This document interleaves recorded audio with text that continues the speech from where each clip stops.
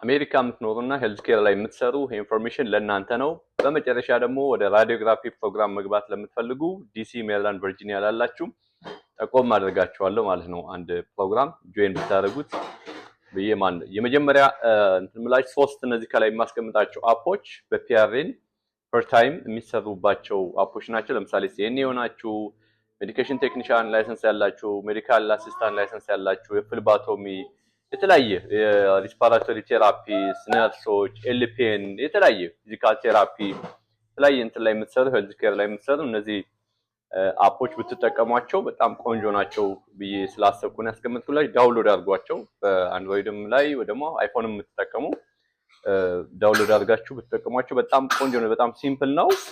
በፈለጋችሁ ሰዓት ሽፍቶችን እያነሳችሁ ቆንጆ ገንዘብ ሜክ ማድረግ ትችሉበታላችሁ። ክላስ ላይ ያላችሁ ያው የቤተሰብ ኃላፊነት ያለባችሁ ልጅ የምታሳድጉ ምናምን እንደዚህ ፉል ታይም መግባት የሚከብዳችሁ እነዚህን አፖች በራሳችሁ ስኬጁል ያው እያነሳችሁ ሄዳችሁ መስራት ትችላላችሁ። በጣም ሁሉም ስቴት ላይ ያላችሁ አሜሪካ ውስጥ ለምትኖሩ ይጠቅማችኋል። ይሄን ለማለት ነው። ተጨማሪ ሌሎችም አፖች አሉ፣ ግን ዛሬ እነዚህ ሶስቱን ብቻ ነው ዳውንሎድ አድርጋችሁ ያው ወደ ስራ ግቡላችኋለሁ። የመጨረሻ ራዲዮግራፊ ፕሮግራም መግባት የምትፈልጉ ዲሲ፣ ሜሪላንድ፣ ቨርጂኒያ አካባቢ ሌላም ስቴት ያላችሁ ሙቭ ማድረግ የምትችሉ ትችላላችሁ። ሜዲሳፕ ሆስፒታል ላይ የራዲዮግራፊ ፕሮግራም ከትሪኒቲ ዩኒቨርሲቲ ጋር አንድ ላይ በመሆን ነው የሚሰጡት። ኢንተርናሽናል ያው ስቱደንት ማለት ነው ኢትዮጵያ ግራጁዌት ያደረግን ወይ 12 የጨረስንም ወይ ዲግሪ ያለን ኢቫሉዌት ማድረግ ይጠበቅብናል። ወይ ስም ሊሆን ይችላል የተለያየ ተቋም ኢንተርናሽናል ኤጁኬሽናል ሪሰርች ፋውንዴሽን የኔ ለብቻ ኢቫሉዌተር ላይ ማድረግ እንችላለን። ግን እነዛ አክሬዲትድ ከሆኑ ሊስት ውስጥ ካሉት ማለት ነው በሱ ኢቫሉዌት ማድረግ።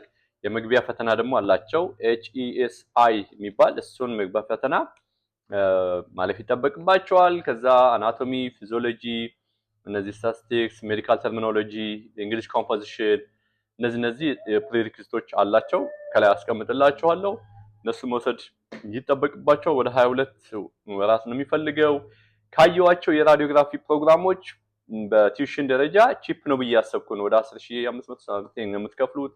አይ ቲንክ ከዛ የቡክ ሰብስክሪፕሽን ምናምን ተብሎ ወደ 2000 ከዛ ደግሞ የዩኒፎርም ምናምን ከ300 እስከ 500 ሬንጅ ውስጥ ነው ያለው። ብቻ ወደ 12800 ምናምን በሚፈጅ የአሶሺየት ዲግሪያችሁን የምትጨርሱበት ፕሮግራም ነው። በጣም አይነው በጣም እንትን አለው። በጣም ኮምፒቲቲቭ የሆነ ፕሮግራም ነው። ሁሉም ሰው ይፈልገዋል። ትልቅ ሆስፒታልም ነው ይታወቃል። ከዛ ደግሞ ባችለራችሁን ወደ ትሪኒቲ ዩኒቨርሲቲ እዛው ታውቁታላችሁ፣ ዲሲ ላይ ነው ያለው። እዛ መቀጠል ትችላላችሁ ማለት ነው። ሞክሩት። በጣም ቆንጆ ነው ብዬ ነው የማስበው። ዲቴሉን ከፈለጋችሁ ሊንኩን ከፈለጋችሁ ጀስት ሊንክ ብላችሁ ጻፉልኝ፣ ድሮፕ አደርግላችኋለሁ። መልካም ቀን ይሁንላችሁ። ይመቻችሁ።